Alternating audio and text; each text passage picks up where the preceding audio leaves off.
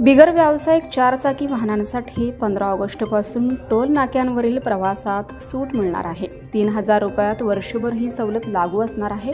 3000चा recharge केलेल्या चारचाकी वाहनांना 200 हेलपाट्यांसाठी सवलत असेल, अशी माहिती सोलापूर पुणे महामार्गाचे सोलापूरचे प्रकल्प संचालक राकेश जवादे यांनी दिली।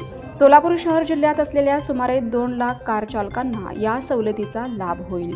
सध्या टोल नाक्यांवरील प्रवास करणाऱ्या प्रत्येक वाहनांसाठी फास्टॅग बंधनकारक आहे। फास्टॅग नसलेल्या वाहनांना दुप्पट टोल मोजावा लागतो। आता केंद्र सरकारने बिगर व्यावसायिक वाहनांसाठी पुन्हा सवलत लागू केली आहे। केंद्रीय वाहतूक मंत्री नितीन गडकरी यांनी 2 महिन्यांपूर्वी त्या सवलतीची घोषणा केली होती। त्याची अंमलबजावणी आता स्वातंत्र्य दिनापासून होणार आहे। कोणत्याही व्यावसायिक वाहनांसाठी ही सवलत मिळणार नाही।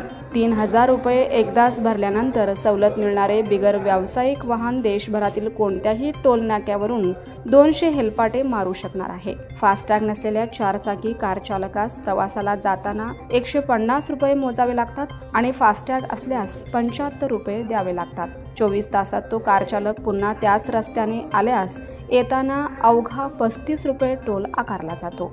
24 तासांपेक्षा जास्त वेळ झाल्यास पुन्हा 75 रुपये मोजावे लागतात।